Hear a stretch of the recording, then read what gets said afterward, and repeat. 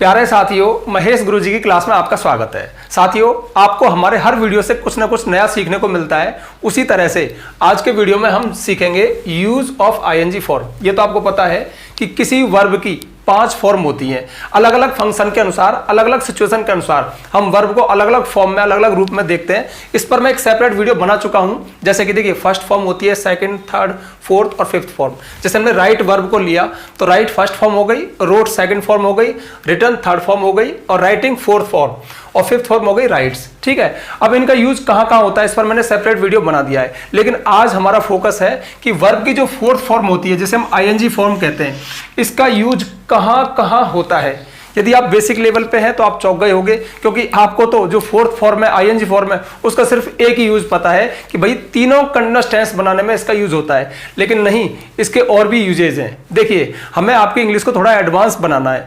ऐसा नहीं है कि इंग्लिश सिर्फ टेंस तक सीमित है। अरे, इंग्लिश बहुत आगे है और हमें काफी चीजों का नहीं पता होता। ऐसी बात नहीं है। देखिए, मैं अक्सर अपने हर वीडियो में कहता हूं, इस वीडियो में भी कहूंगा कि जो चीजें आप देखोगे, यानी आईएनजी फॉर्म के जो यूज आप देखोगे वो आप पहले से देखे हुए हो, लेकिन आज थोड़ा सा दुरुस्त होंगे। यानी इसी को तो मैं समझ कहता हूं। समझ कैसे बढ़ती है, यानी कोई चीज है उसको हम पहले से देख रहे हैं, लेकिन आज हम उसको एक नाम देंगे। हम कहेंगे कि अच्छा ये वो है, तो फिर उसके प्रति हमारे दिमाग में एक अंडरस्टैंडिंग बनेगी, एक समझ बनेगी और एक सीखने की जर्नी शुरुआत होती है। हाँ, देखिए, मैं वीडियो शुरू कर रहा हूं, लेकिन उससे पहले मेरी एक ही शर्त है। यानी बहुत सारे एग्जाम्पल्स में यहां पे आपको दूंगा। जो आईएनजी फॉर्म है, जो फोर्थ फॉर्म है, उसके क्या क्या यूज है आपको पक्का समझ में आ जाएंगे। लेकिन मैं जितने भी एग्जाम्पल्स को यहां यूज करूंगा, आप उनको रिपीट ना करते हुए वीडियो के अंत में, यानी कमेंट बॉक्स में, आप मुझे आईएनजी फॉर्म के जो यूज में बताऊं उसके एग्जांपल्स भले ही आप एक एक डालना, लेकिन ध्यान रखना वो इनमें से कोई भी वर्ड रिपीट नहीं होगा जो एग्जांपल्स मैं आपको बताऊंगा। यानी आईएनजी फॉर्म के जो यूज मैं आपको बताऊंगा, उन एग्जांपल्स को ना लेके अपने दिमाग से कुछ बना के आपको लिखना है। तो चलिए वीडियो शुरू करते हैं। वीडियो बहुत लॉन्ग नहीं होगा, शॉर्ट में देने की कोशिश करूंगा, लेकिन वीडियो को लाइक जरूर कर दो यार। देखिए, आप वीडियो बहुत पसंद करते हो बट लाइक बहुत कम मारते हो। लाइक तो मार दिया करो, क्या जा रहा है यार, वो लाइक बस हो गया।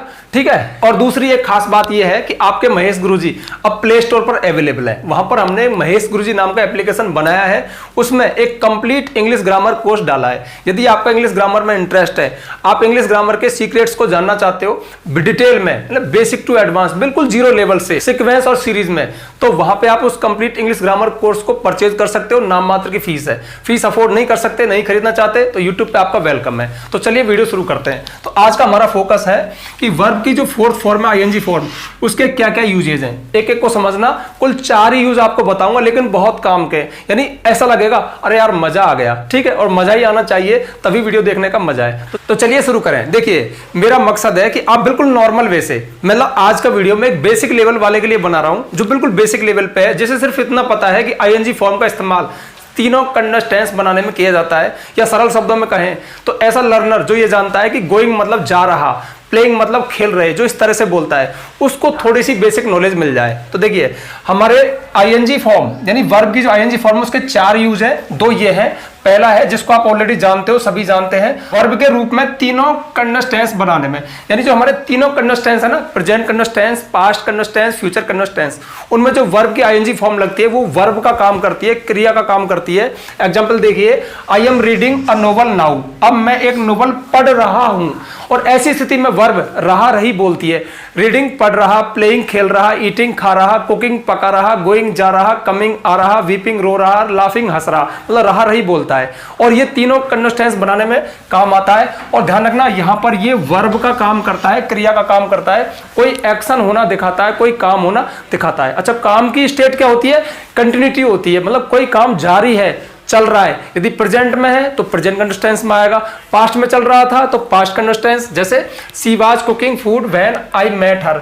वह भोजन पका रही थी जब मैं उससे मिला था। यहां क्या बोल रहा है? आई एम रीडिंग, मैं पढ़ रहा हूं। नाउ, अब मैं एक नोवेल पढ़ रहा हूं, मतलब प्रेजेंट में कोई काम कंटिन्यूटी में है तो रीडिंग, पढ़ रहा। सी वाज कुकिंग फूड, वह भोजन पका रही थी जब मैं उससे मिला था। तो प्रेजेंट में तो रहा है, रही है, रहे हैं बोलेगा, और पास्ट कंटीन्यूअस टेंस में रहा था, रही थी, रहे थे बोलेगा, पका रही थी जब मैं उससे मिला था।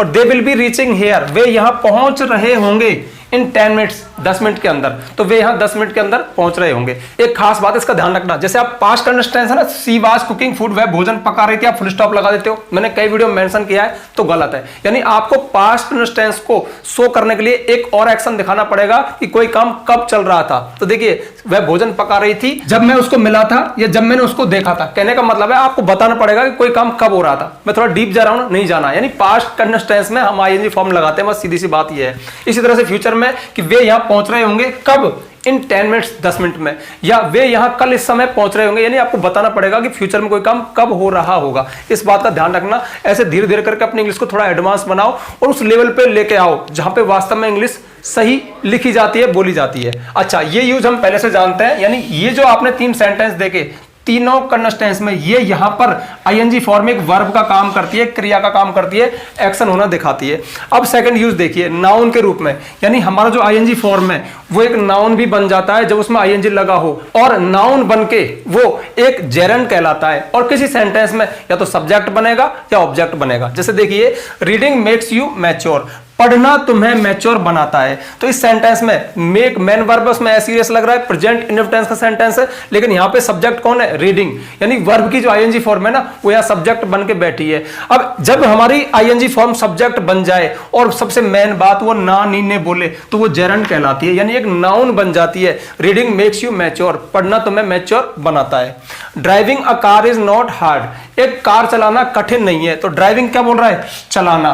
किसी सेंटेंस का सब्जेक्ट है, और सब्जेक्ट कोई नाउन या प्रोनाउन हो सकता है। तो ध्यान रखना, यहां पर ये एक नाउन है, यानी एक जेरंड है जो एक नाउन फंक्शन करता है, और जेरंड वर्ब की फर्स्ट फॉर्म में आईएनजी होता है। लेकिन वो वर्ब का काम कभी नहीं करेगा, एक्शन कभी नहीं दिखाएगा, वो एक एक्टिविटी को दिखाएगा, यानी सब्जेक्ट होना दिखाएगा, या फिर ऑब्जेक्ट। ऑब्जेक्ट का है, आई लव डांसिंग, मुझे नाचना अच्छा लगता है। तो डांसिंग क्या है यहाँ पे, नाचना। एक एक्टिविटी, एक कॉन्सेप्ट है, वर्ब नहीं है, कोई नाच नहीं रहा है। यहां पर बताया जा रहा है कि नाचना, नाचना जो एक्टिविटी है, जो कॉन्सेप्ट है ना, वो एक नाउन है। तो यहां पर ये एक नाउन है, एक ऑब्जेक्ट है। आई एंजॉय लर्निंग इंग्लिश, मैं इंग्लिश सीखने को एंजॉय करता हूं। तो आई एंजॉय, मैं एंजॉय करता हूं क्या, लर्निंग इंग्लिश, इंग्लिश सीखने को। तो इंग्लिश सीखना क्या हुआ, ऑब्जेक्ट हुआ, क्योंकि वर्ब से अगर हम पूछें क्या और किससे, जो आंसर आए ऑब्जेक्ट होता है। तो आई लव, मैं पसंद करता हूं, मैं प्यार करता हूं, किससे, डांसिंग, नाचने से। तो यहां पर ये ऑब्जेक्ट हुआ, ये ऑब्जेक्ट हुआ। तो ध्यान रखना, जब ये नाउन के रूप में आता है, यानी जब वर्ब की फर्स्ट फॉर्म में आईएनजी लगी हो, तो अगर वो एक नाउन के रूप में बिहेव होगा तो या तो सब्जेक्ट बनेगा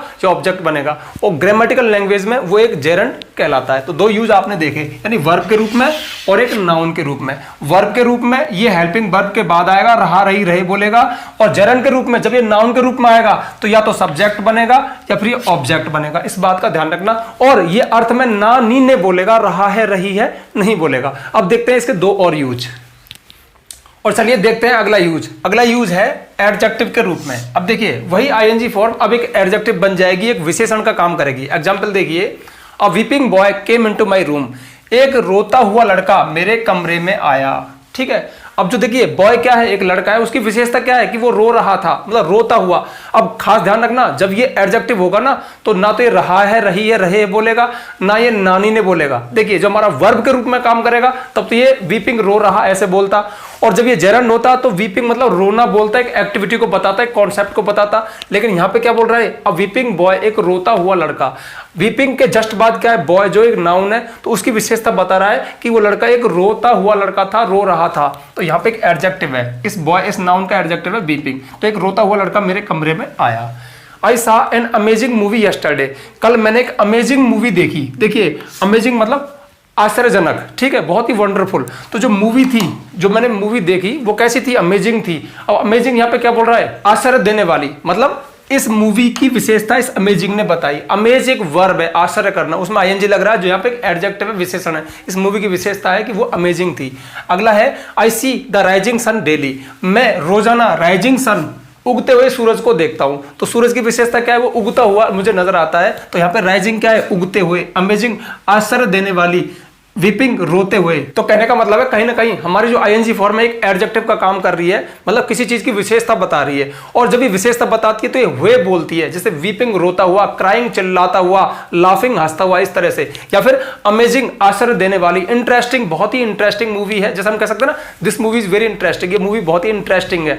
अब भले ही वहां पे हुआ नहीं बोल रहा कि आश्चर्य देती हुई या रुचि देती हुई, लेकिन फिर भी वो एक एडजेक्टिव है, उस मूवी की विशेषता बता रहा है। यानी हम हुआ हुई बोले ना बोले फिर भी एक एडजेक्टिव है, क्योंकि उसके जस्ट बाद कोई नाउन आ रहा है और उस नाउन की विशेषता बता रहा है। एक एग्जांपल और है, keep away the boiling water, दूर रहो द बॉइलिंग वाटर, उबलते हुए पानी से। तो पानी कैसा है? उबलता हुआ। पानी की विशेषता क्या है कि वो उबल रहा है, तो बॉइलिंग वाटर। देखिए बॉइलिंग के जस्ट बाद एक नाउन है, राइजिंग के जस्ट बाद नाउन है, अमेजिंग के जस्ट बाद नाउन है और वीपिंग के जस्ट बाद नाउन है। ठीक है, तो यहां पर ये एक एडजेक्टिव विशेषण है। और अब देखते हैं इसका चौथा यूज। चौथा यूज है टू सेंटेंस, दो वाक्यों को सिंथेसिस यानी जोड़ने के लिए, यानी इसके माध्यम से हम दो सेंटेंस को जोड़ करके एक कर सकते हैं और उन दोनों सेंटेंस का सेंस उस एक में आ जाता है। एग्जांपल देखिए, हाँ इसकी शर्त क्या है? शर्त यह है यदि सब्जेक्ट सेम हो, उन दोनों सेंटेंस के सब्जेक्ट सेम होने चाहिए तथा एक्शन लगभग एक साथ हो। उनमें जो काम हो रहा है ना वो लगभग यानी थोड़े आगे पीछे हो बट एक साथ होता हुआ नजर आए। जैसे देखिए, आई सॉ अ टाइगर, मैंने एक टाइगर को देखा था, फुल स्टॉप, एक सेंटेंस खत्म हुआ।